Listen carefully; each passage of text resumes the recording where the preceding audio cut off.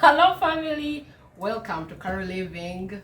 We were having such a hot conversation. I was enjoying myself. I didn't even want to stop. And Richard was still empowering us with information about how he would show up in the spaces of intimate relationship. How he told us how he would ensure the person has an intersecting point. Guys, please sharpen your intersections. Sharpen your intersection. But also I think for me this information kind of empowers any young person out there to recognize that it's important for anyone for you to be honest with who you are first. Sometimes in the dating scene or people just, I'm like, before you say I'm meeting someone to team up in this great agenda, who am I? Like, what do I like? How do I envision? What is my thoughts, my values around family? What are the things I learned in my family growing up? What are the things I could have missed? I don't know, but I could have missed because I didn't get exposed. You know, you told, I remember in your opening, you said you didn't grow up with a dad. God bless his soul. You didn't grow up with him, and you looking at older people is one of the best ways you have learned certain things that you think he could have taught you. Sure. So you exemplify just being able to trust the old person, so it's important to I get that it's important to have a mentorship with those who've done it before you, because they have wisdom. Now we're going to go back to where we were just where, like, while he's waiting, you know, he's visualizing, he has seen the vision, he caught the vision, and you're like, oh, this is like a very, it's like a soul, like you got connected. Now you're thinking, okay, let me find out, let me date, and you say time. Elaborate. I think how would you ensure that time you don't lose them in them thinking maybe you're not serious? And it's a common occurrence in dating. Sure. Yeah. I think, Carol, the bottom line is not to force intimacy. Yeah. The reality is that intimacy is a battle that starts with one's visual aspect. Yeah. You see and appreciate and say, I am going. See me. But it must be bred in the heart. To see me. But when you give in your heart, don't leave behind your brain. I always tell people, give it some little bit of time. Yeah. And do not force. Let things fall in. Yeah. One thing at a time. Uh-huh. You know, Carol, if I've seen this girl and she's hot and educated and exposed and all that, and you lose your brain, and I lose my brain, things are not gonna work. And if I realize she doesn't have any of my likings, yeah, and I want to interest her, at least maybe pick on one, maybe teach her how to play golf, yeah, or interest her to like music and dancing, yeah, we give it some time. And you know, along the way, you're going to know that this is the person. Give it time. Yeah. Have some time to go out with your date, yeah, with your partner, with your wife to be. When you go on a trip, there are things you're going to know, whether they keep time, whether they respond very well. Yeah. If they don't, you try to train them, and if they cannot catch up, and then you know you have to give up or give it some little bit of time to train them. I like this training bit. Let me first Yes. ask something.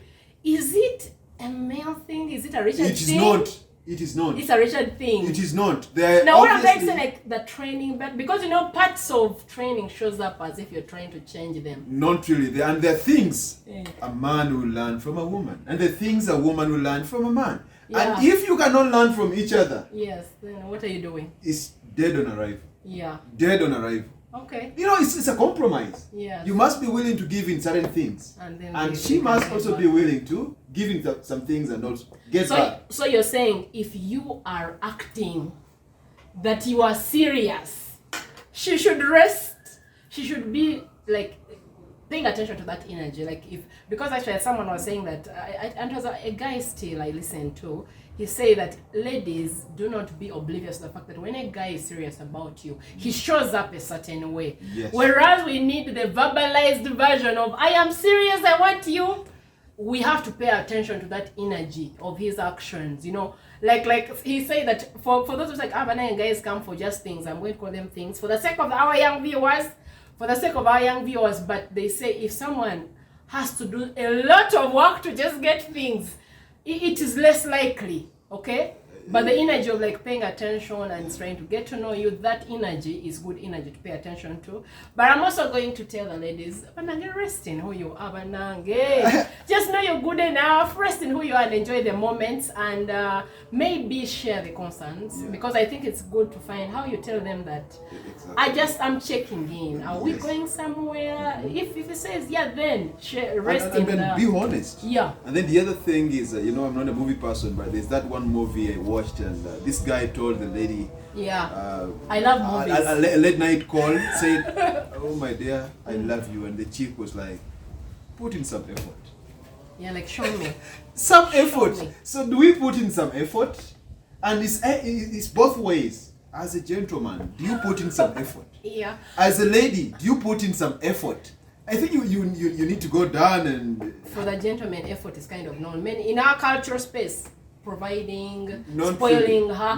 What I'm trying to say is that the effort is exemplified in our cultural space. It's the reality. It's an opinion. It's not for everybody. But it's an opinion that is shared. Like, man, guy, what did it give you on your birthday? I find young people talking about this thing. Young boy, they check birthday. No, there's no. What did he do? Nothing. Like they may be wrong, but sometimes they actually use this information to make decisions. But what I'm trying to say, no, the effort looks like what?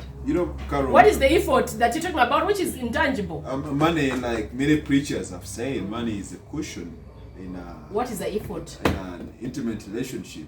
What is the effort? And the whole thing is we want the completeness of the bond.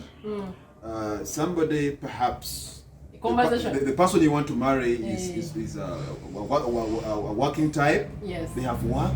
Yeah. They have some trauma at work. They need someone to support them. Their parents are old. Okay. Retired. Yeah. They don't relate on the trends of changing work environment. So you are in this environment as well. You're the therapist. You are the therapist. And she wants to hear from you, and every time she calls, you send a text message. Busy. At work. But this is a good one. Men and ladies want therapists. Men and ladies, we love to talk. Yes. We love to talk. So and yes. Your ears must be open. Yeah. Listen to her. Provide a solution. Think with them. You're busy. Do they have do you be like, we're going to schedule? Do you schedule or you're like, what you watch it up? Not just about scheduling. I've preached to myself. Intentionally. And I know this thing. Yeah. That above each and everything we do in life, man will always fall back on his family. Yeah. Business is going to fail. Yeah. Relationships out there will fail. Yes. Contracts will even be terminated. Yeah. But one thing that will always be there. It's the family. Your wife, your children. Make the time. Yeah, so make the effort. You listen to this wise man. Make the effort. Young also listen to that wise. I just think it's true. We may not be intentional. We may take it for granted. We may think we have elasticity. I think for many people, they know I love my family. I want to give them that they need. But I sometimes feel like we get lost in, I'm working so hard, this is my time. And there isn't a balance of I'm working, but I'm also apportioning some time of my life to apportion to. Because they are growing, they're evolving. I always tell people, if you tell your partner, and for both, this is why I say for both, that I am doing this, what are you exactly saying to them? What is the undertone? Like if they need you, they come. Let me just say, they come knocking, I need your time, I feel like I need to be heard about something, or I need to talk about us. And you don't give them time. You go this is the time for working. What are you telling them? Without saying it, that they are not maybe a little, there is more relevance to your work right now than maybe whatever this, I'm not going to say the relationship, I'll say whatever that is that they wanted to say. I'll make it box to that point, not the relationship, because that's really being broad. And I think if you've given each other time to court, you obviously at some point will be able to understand your partner's nature of work. Yeah. And if the person is a banker, you know that 6 to 10 is not a good time to make a call. Yeah. And you obviously know that they'll stay in the bank to balance books until somewhere around 8 p.m. Yeah. and you know that they have a lunch break. So a call somewhere at lunchtime will get good reception. Yeah. And you will not be pissed if they don't pick a call that is placed around 10 or 9:30. And that level of understanding will not happen on spot. Yeah. It takes quite some time. Understanding takes Understanding. And I think let's utilize every opportunity. If it's a weekend, for example. Yes. We have invitations to weddings. We have these invitations to wedding launches. Remember the party person. and you know, you want to go to all these things, and you don't want to spare the Sunday to sit down with your partner and be able to share a moment. Yeah. Maybe they've been looking up to this all week long. They say, okay, he's busy. I'll wait for Sunday. I'll wait for Saturday afternoon. And you see, you have drawn your plan and you have not included them. So I think we just have to be mindful, knowing at some point we had a men's talk and some guy said, I like this men's talk, which is a real talk. But we're doing all this. But what if I am bedridden? Who will be there? So I think as men, we've got to ask ourselves the question, then what if? Well, my question is, do you really want a person for when you're bedridden? Not really. The should that be your destination? The whole thing is, who will be there when I'm bedridden? Who will be there when I'm happy? Who will be there when I'm sad? Who will be there when I'm going to church? Who will be there when I'm going to holiday? Who will be there when I'm going... Did that person say who will be there when I'm going to holiday? Why was it a nudge towards a bedridden? You know, I ever had another person say, you need a wife because you know that that's who give you medicine. They will remind you to take your medicine. You know, Carol, when you plan for the good days, you also plan for the bad days. Yeah. I just think that it's important for people to know, for you to have, and this I find among very many people, I do not believe it's practical. It is possible, but the practicability of saying, I will get someone when I am in the ailing time can be a bit very tricky. Not good, but... When you haven't gotten them in the celebratory season as well. I feel like knowing that you're getting people that they will evolve into the greats and the bad when the time comes. I find many people like, you know what, many people like come in the dating space and like, you know what, I mean, just in my, I always call it midlife. I always call it midlife crisis. As if you find someone either is widowed or they are single or they are in crisis, whatever it is, you find them making a decision. You have to ask yourself, both men and women and men and women, and you're thinking, are you thinking about 10 years from now, what is your investment into these relational spaces? So you have to ask the question, is it worth what you're doing? Is it worth this very being all over the place? Is it worth an investment to your relational wealth in future? So my question is, why do they still keep at it? Why do they just, you know what I mean, I'm just going to have time, I'm just going to have a good time, you know, today, the other, I'm not going to say, as a lady, I am biased about people who are all over the place. I am super biased, but not to be biased. I'm just, why do they choose not to like say, let me build a relationship that makes sense, and then evaluate, respect it in the way they understand respect, and then, I know some are traumatic. Talk about the traumatic pasts that people bring to themselves. Like, Carol, the thing is, you know, what you put in is what you get. And the whole thing is, if you want somebody... Is it really? If you want somebody to be by your sick bed, you must have put in some effort way before. Yeah. Really, that person must have a reason for them to sit by your sick bed. That shouldn't be the primary reason. But the whole thing is, when things are going right, how are you spending your time? How are you spending your money? Yeah. How are you creating lasting memories of your life between you and your better half? Yeah. That's the whole question. Because really, for me, if you invest when you're okay. If you're my partner, invest when you're okay. And really you have not been there for me, I wonder. And you want me, because it's not only men who will fall sick. Even women will fall sick at some point. Actually, there is a gentleman recent. He lost a wife, I think, last year. I know him. I remember he lost a wife to cancer. Now he's struggling with cancer. But he's an elderly senior person. But I remember a lot is said of him, but this one particular, he shone in the season his wife was sick. Like, very many examples. Sometimes you find people who just like, either they may stay, but they're not like, they're there, but they're not there. Like, they go back home. I know of people like they go back home to their sick partners in the season of their sick, but in the season of their sick, like, they just black out and just kind of start especially if it's a terminal illness, they start moving on even when their partners are still there. I know such. Whereby even a person at their death, like, I know I've been sick now, this like they have not been here or she has not been here. It happens. Then another person, bam, they just comes strong through. And these things happen in their life. A lot can happen, a lot can go on. Let's talk about trauma. But still one thing I don't want to leave behind is as you do all this, planning to be one person in the future, think about not creating any sort of competition between you and your partner for anything. You have 1 degree, she has 1 degree, and if she brings in the idea of getting what if she has 3 degrees? That's where I'm coming. If she brings in the idea of getting a 2nd degree, it's okay. Support her. Yeah. The issue is not that you also have to go back and get the 2nd degree. Exactly. You support her. It is okay if she gets the 2nd degree. Yeah. And if it's the other way around, that a man has 1 degree and he wants to get the 2nd degree, a man should support omwami. Either way. But if you create any sort of competition, you might succeed in becoming one, but this level of competition is going to resurface in your children. Yeah, like you're teaching. You're teaching. Unconsciously, you're teaching. Exactly. And at some point it will show. What causes people? I don't even think it's intentional for people to be competitive. I don't think someone wakes up and says, I'm competing with them. Why do you think, just in your own opinion, do you think that people show up in a space of like, if she's going to do this, I will also do it. I need to up the game.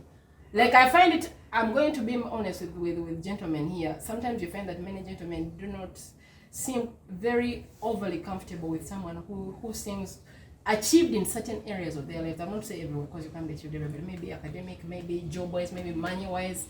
However much it's an ego business, how can any spouse harness these advantages that the other spouse may have for the betterment of the union? I think Carol and the viewers, in Africa here we have something that is very bad, and that is concealment of wealth.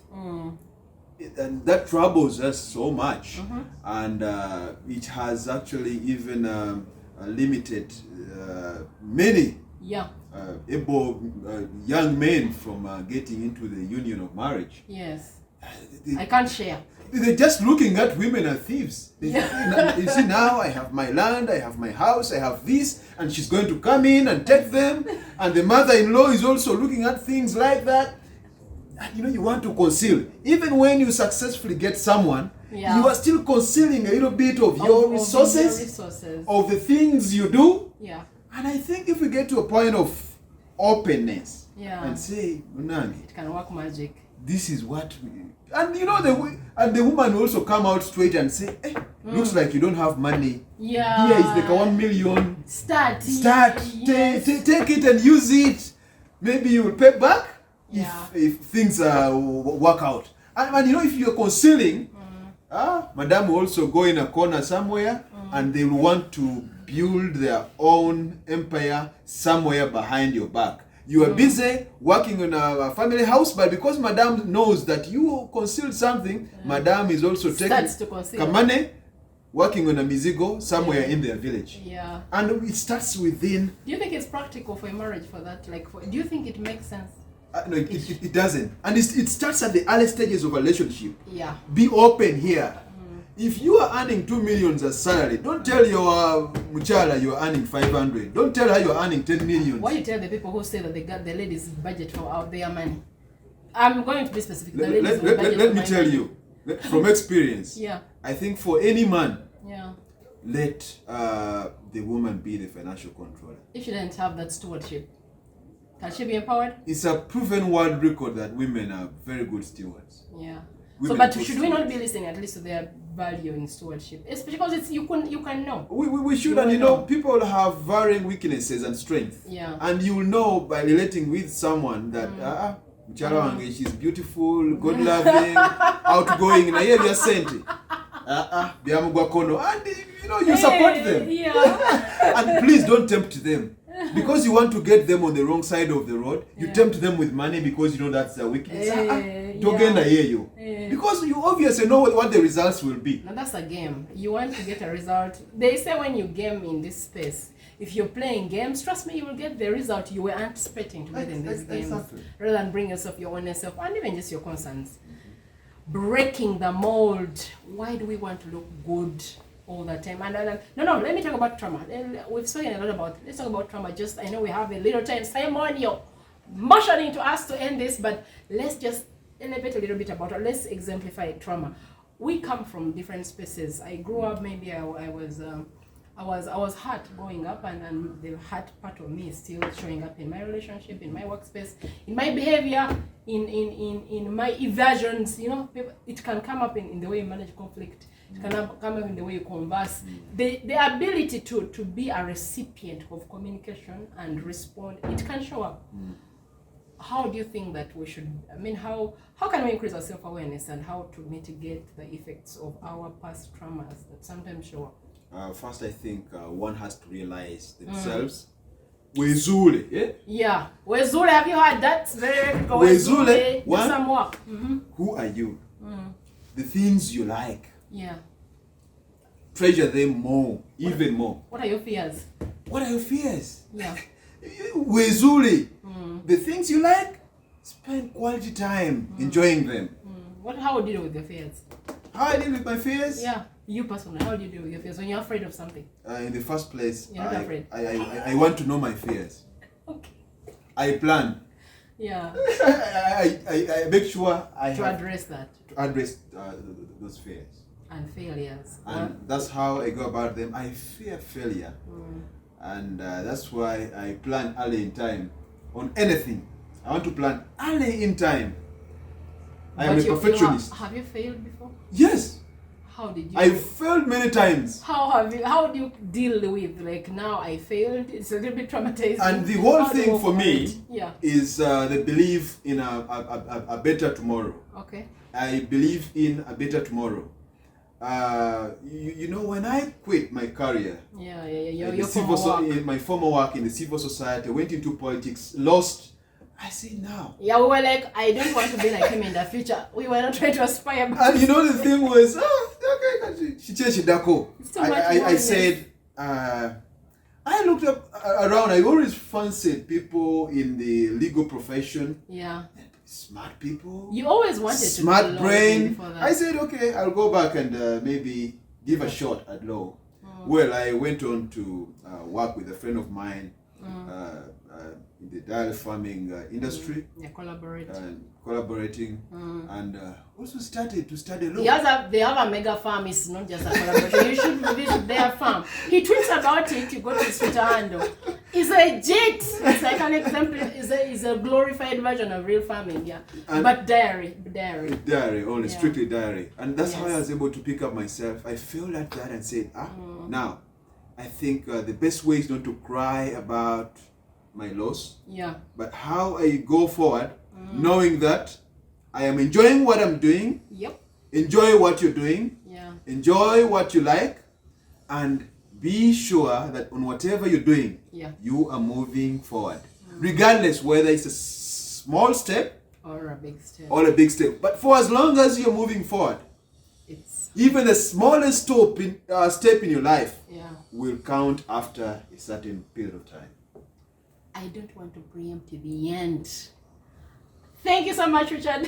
I need to give you a handshake for coming to Carolliving Kitchen table. Thank you so much for sharing with your space. Yes, it is documented. It's on point. Yes, it's going to be. You'll be good, and people will come to this conversation. It shouldn't be used against me. Well, let's add that it should not be used against him. I think I like when I find a male person who can exemplify opening up. It is not a common occurrence. I ever wanted to host some friends of mine in their home. I'll be like, Carol, do you remember the other lady? They brought up her past when she was like an executive director. So they brought up things she said in her past. I'm like, really? Like, Carolliving, to you, it awakens the possibility that I could say something And then what about just bring yourself, that self that is never changing? Number 2, respectfully, because we can speak about issues that are crucial respectfully. So Carolliving Table is opening up this conversation. We will eat great food. We'll make great meals. We will decorate this house. We will give you an update as proposed by our very own Richard. But we'll continue having this conversation. Thank you so much. Thank you, viewers, for your time and for giving us attention. And all the crew, Simon included, everyone, all the outskirted supporters, thank you so much. Au revoir. Bye. Bye for now.